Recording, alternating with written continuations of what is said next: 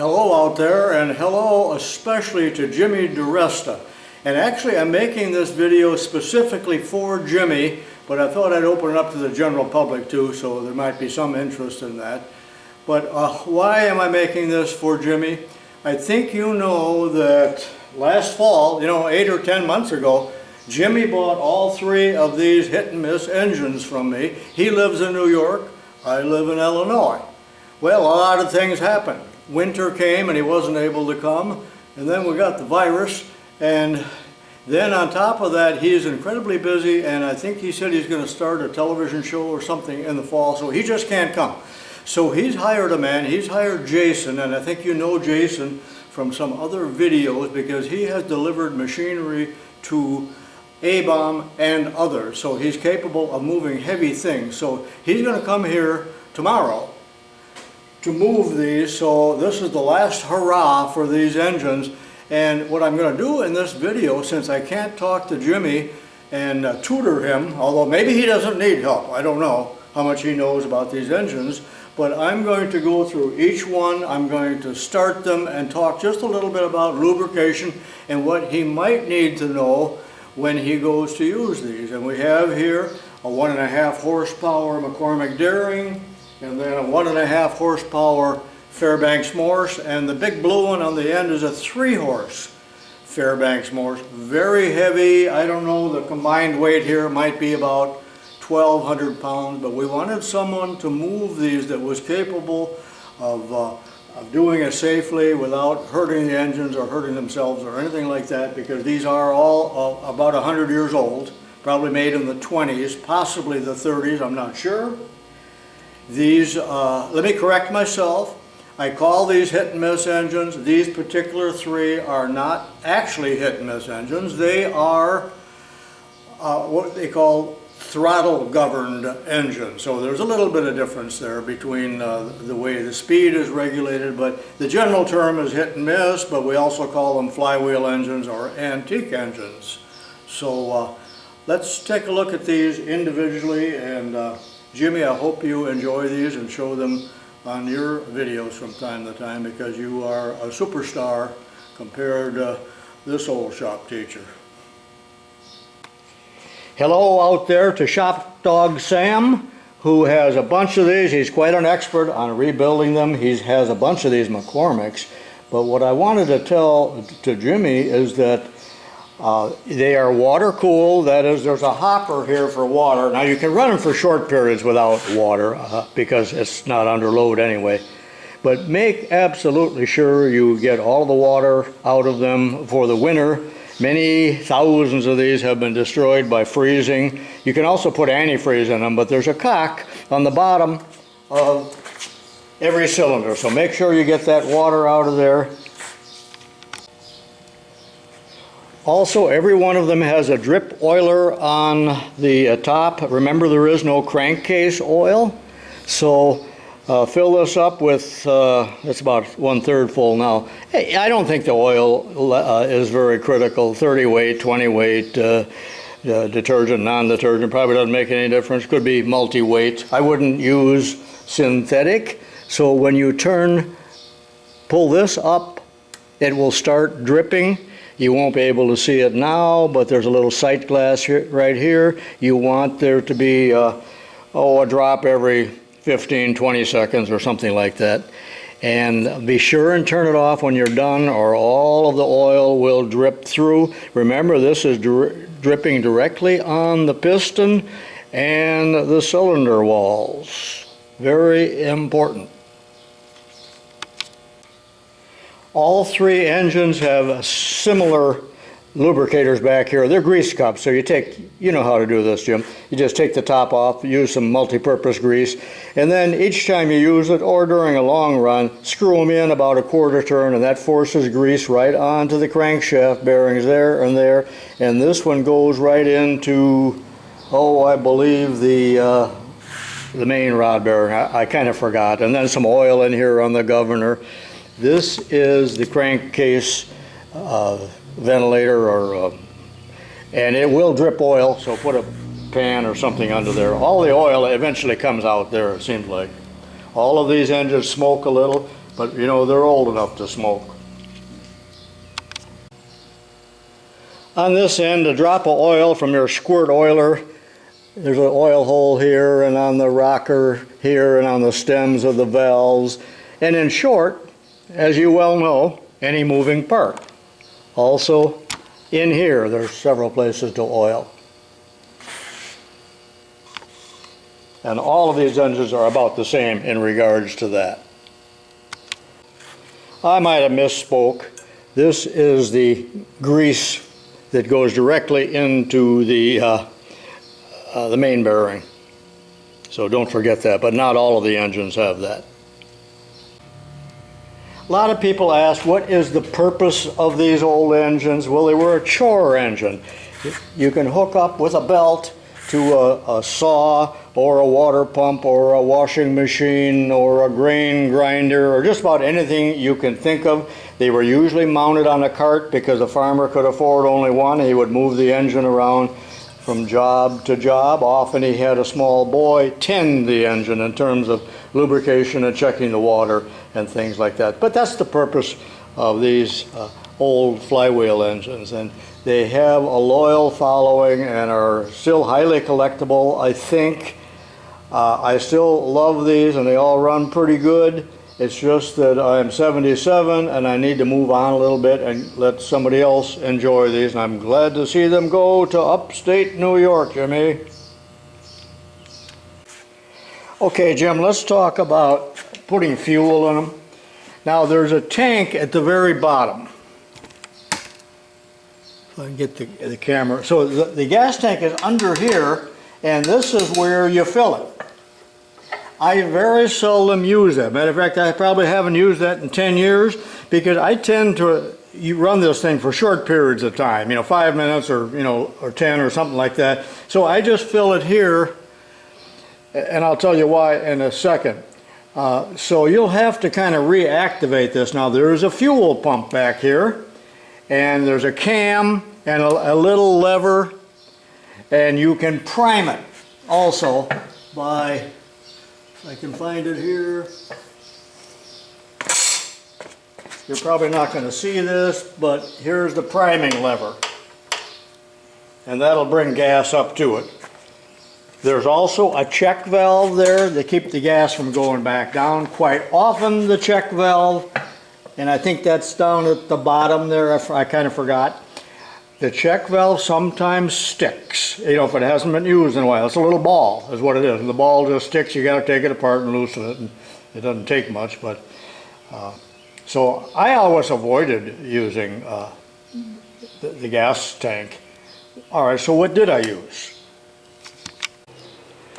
These engines were designed to be run on distillate, which is like a kerosene. It was the cheap tractor fuel.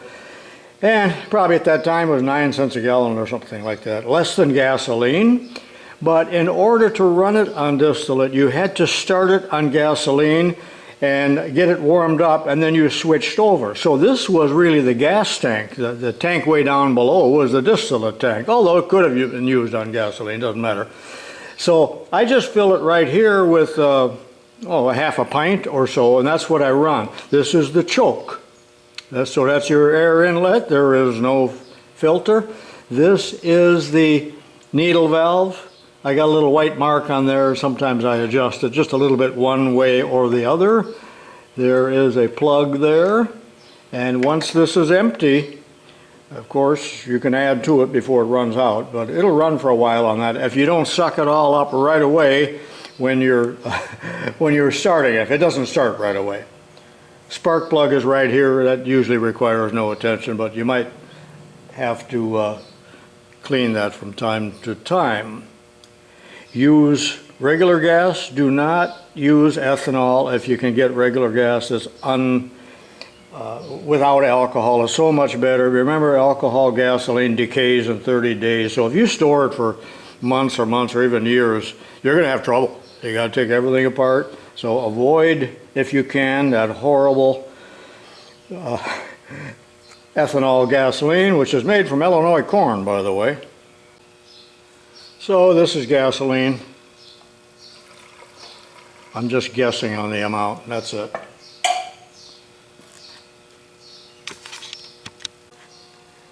This is the Wico EK magneto, quite valuable, sometimes worth as much as the engine itself.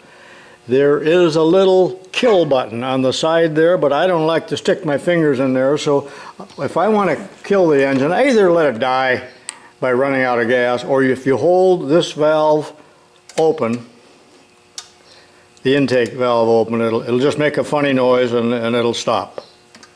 And you don't need to worry about hurting yourself. Just push that in. It's a compression release is what it is. I use that also to start it. Also on this engine, but I don't think on the other one, there's a little lever right here. It's on the start position, but once it starts, it retards the spark is what it does. That can be moved down. So that's the purpose of that. There's a little cam in there. Okay, here's another shot of the magneto. See the little oil hole there? And there's the kill button.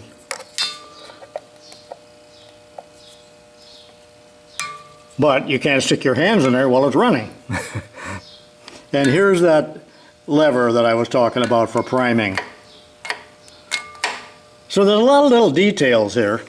It's still not rocket science, but it's something that you may or may not know. But Jimmy, I have a feeling you got a lot of support on your end and guys that will help you with this, at least the first time.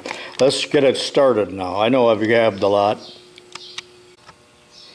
Okay, here's the original crank. At least I think it's the original one. So I'm going to show you two methods, but some people will tell you never use the crank.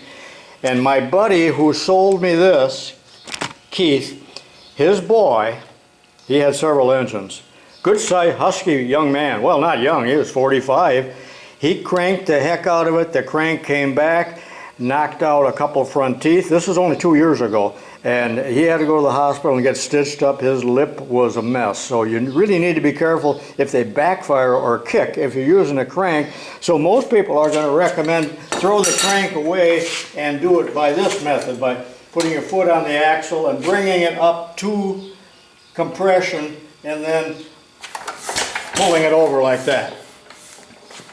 But it hasn't been started in a long time. I'll try that, but I'm not sure that's gonna work.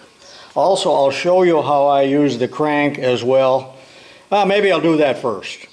But what I do is I stand to the side of the engine, and there's a gib key here.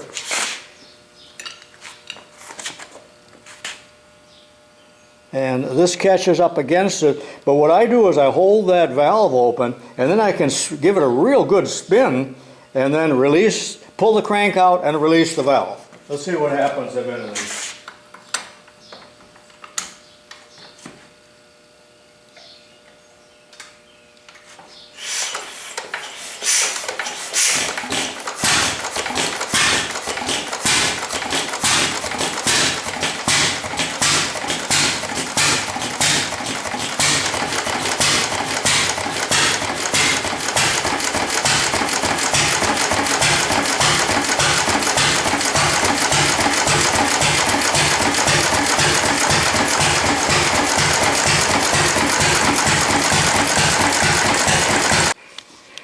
Now, if the governor sticks, just turn it off by this method. And if the governor sticks, sometimes they run out of control. It's kind of scary. So I would say don't leave them unattended. And I was playing around with the needle valve. I was very surprised that it started the first time because it hasn't been run, you know, in close to a year, 8 months or something. So that gives you an idea how to start this with the crank. I'm not going to show you the other way because do it either way. But the crank is dangerous. Let's move on to the next one, but I won't spend so much time on it. Sometimes people store the crank in there when there's no water. This machine has a Bosch magneto, and the man that sold this to me said that it had just been recently done, but now that's 10 years ago. And that someone had spent about $300 having that American Bosch magneto redone. So the magnetos are complicated and expensive. So let's go ahead and start this up, and I will turn the oil on. I'll add some gas, but I don't think I'll show you that. This is the gas tank right here, and there's the filler. That looks like it's been redone. It probably hasn't been. Here's a drain for it to drain the gas right here. But I'm just using, again, this little starting bowl here, and there is a needle valve. There's the inlet. There's where you drain the water. Notice I didn't put water in them because I'm just running them really briefly. And I already put some fuel in there.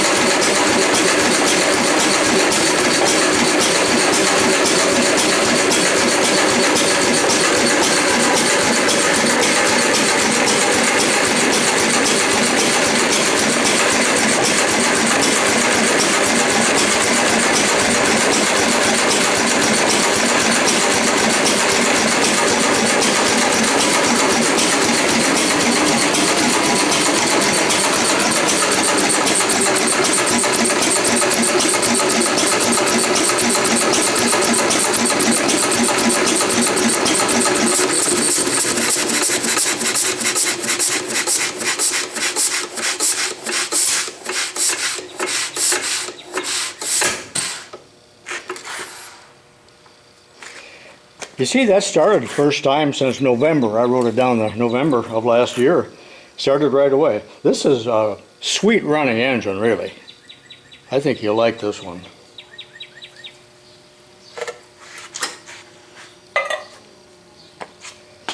There's the needle valve.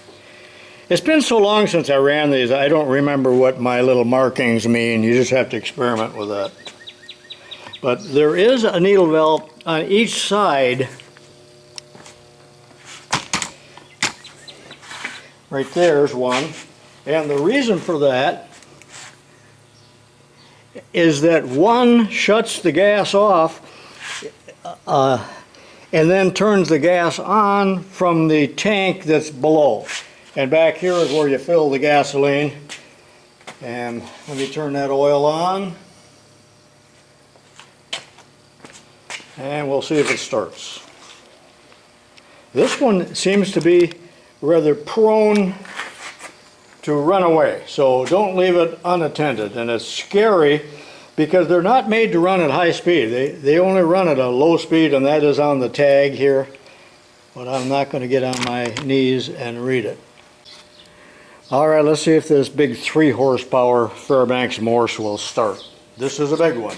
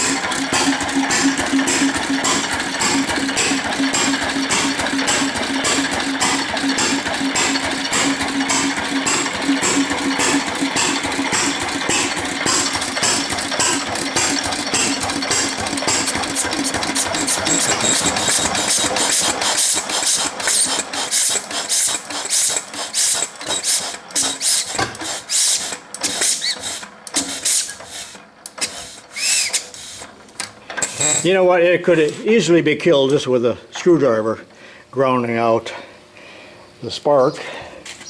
Gotta turn this off or it'll run through, and I can't tell you how many times I've done that.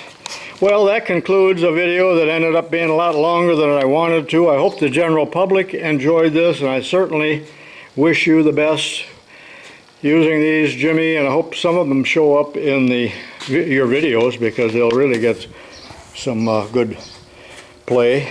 But so long to my engines, and best wishes to you, Jimmy. And Jason, I'll see you tomorrow, and I'll show a little bit of that loading as well. stay tuned for the loading of these engines onto the big gooseneck trailer in preparation for their long trip to upstate New York.